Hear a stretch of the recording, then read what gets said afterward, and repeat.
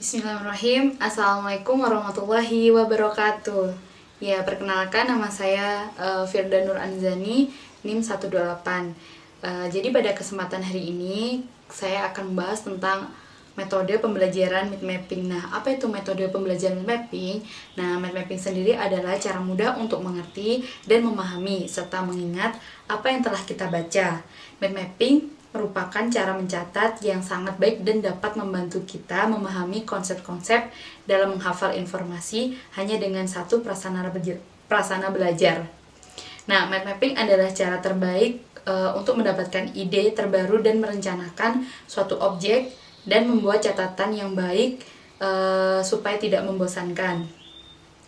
Mind mapping sendiri adalah suatu metode mencatat kreatif yang memudahkan kita untuk mengingat banyak informasi. Di antaranya membentuk kita mengingat perkataan dan bacaan, dan meningkatkan pemahaman terhadap materi, dan membentuk mengorganisasikan materi, dan juga serta memberi wawasan yang baru.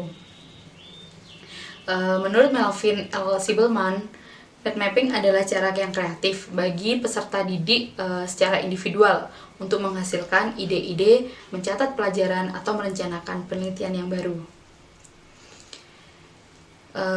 Mind mapping atau peta pikiran adalah suatu teknik mencatat yang mengembangkan gaya belajar visual. Nah, peta pikiran ini memadukan dan mengembangkan potensi kerja otak yang terdapat di dalam diri seseorang. Dengan adanya keterlibatan kedua belahan otak, maka akan memudahkan seseorang untuk mengatur dan mengingat segala bentuk informasi, baik secara tertulis maupun secara verbal, dan dapat memudahkan kita untuk menyerap informasi yang diterima. Nah, mind mapping sendiri pertama kali dikembangkan dan ditemukan oleh Anthony Thomas Busan, yaitu seorang psikolog dari Inggris. Beliau adalah penemu mind mapping atau peta pemikiran ini. Nah, mind mapping sendiri diaplikasikan di bidang pendidikan seperti teknik, sekolah, artikel, serta saat menghadapi ujian. Nah, setiap metode pembelajaran pasti memiliki kelebihan dan kekurangan. Sama halnya dengan kelebihan dan kekurangan metode mind mapping sendiri. Nah, apa saja kelebihan metode mind mapping? Nah, kelebihan metode mind mapping yang pertama adalah mind mapping meningkatkan sebuah kapasitas pemahaman siswa dengan cara melihat gambar atau melihat informasi secara detail. Kemudian yang kedua, mengingat informasi yang kompleks dengan lebih mudah. Kemudian yang ketiga, peserta didik mampu meningkatkan kemampuan seseorang dalam berkonsentrasi, membuat catatan, meningkatkan sebuah minat, dan mampu menyelesaikan problem permasalahannya. Kemudian selanjutnya, mind mapping membantu seseorang membuat catatan yang menarik dalam waktu yang singkat.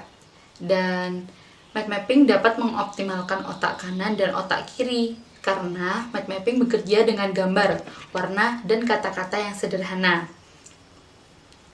Kemudian mind mapping juga dapat menghemat catatan, karena dengan ini kita bisa meringkas suatu bab atau satu bab materi dalam setengah lembar kertas saja.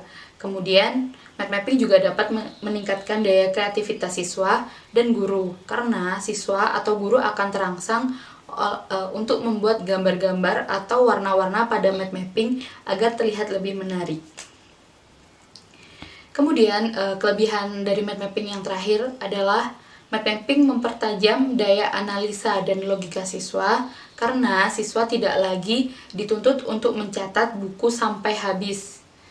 Kemudian diminta untuk menghafalnya, namun lebih kepada pemahaman dan sebuah kreativitas untuk dapat menghubungkan topik umum dengan sub-sub topik pembahasannya. Nah, mind mapping juga memiliki kekurangan. Nah, apa saja kekurangan tersebut?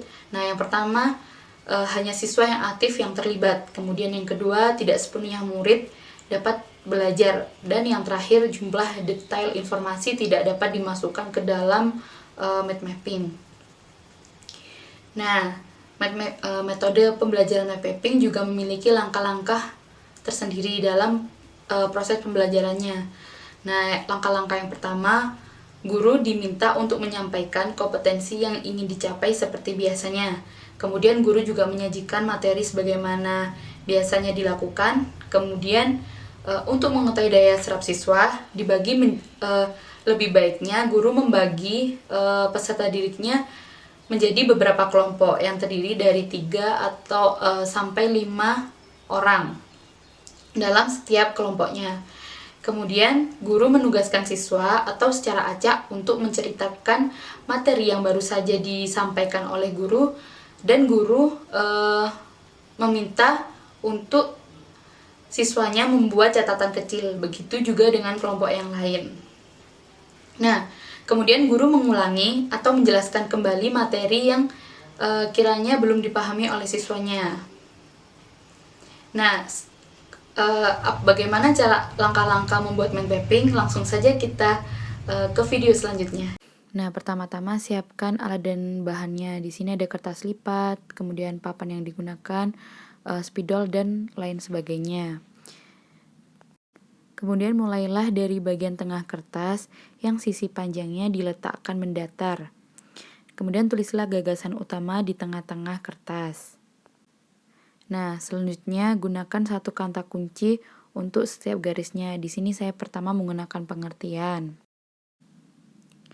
Nah, kemudian yang kedua saya menempelkan ketentuan pelaksanaan penyembelihan kurban. Nah, yang ketiga saya menempelkan jenis dan syarat hewan yang dapat dijadikan hewan kurban. Nah, dan yang terakhir saya menempelkan dan memberikan hukum kurban. Di sini berisikan tentang dalil yang bersangkutan seperti hadis Nabi dan juga firman Allah. Nah, kemudian tata yang rapi agar dapat menarik perhatian siswa, dan jangan lupa berikan garis penghubung dari gagasan utama yang di tengah dan kata kunci di setiap garisnya. Nah, kemudian bisa kita hiasi dengan alat-alat seperti ini agar mind mapping yang kita buat dapat menarik perhatian siswa. Nah, mungkin kurang lebihnya seperti itu tata cara pembuatan mind mapping, jadi sesuai dengan kreativitas siswa masing-masing. Nah, jadi dengan metode pembelajaran, guru dapat menciptakan berbagai situasi kelas yang diinginkannya, menentukan metode pembelajaran yang akan diterapkan dalam berbagai situasi yang berlainan, dan menciptakan suasana belajar yang kondusif di antaranya dengan siswa. Salah satunya adalah dengan memilih metode mind mapping ini. Metode mind mapping ini dapat membantu proses pembelajaran dengan baik. Dengan menggunakan metode mind mapping ini, siswa akan mudah menyerap pembelajaran dan lebih cepat dalam membuat catatan kecil, sehingga siswa mudah memberikan informasi yang didapatkan dari orang lain dan diberikan kepada orang lain. Nah, mungkin sekian yang dapat saya sampaikan. Kurang lebihnya saya mohon maaf. Nun wal qalami wa mayasturun. Wassalamualaikum warahmatullahi wabarakatuh.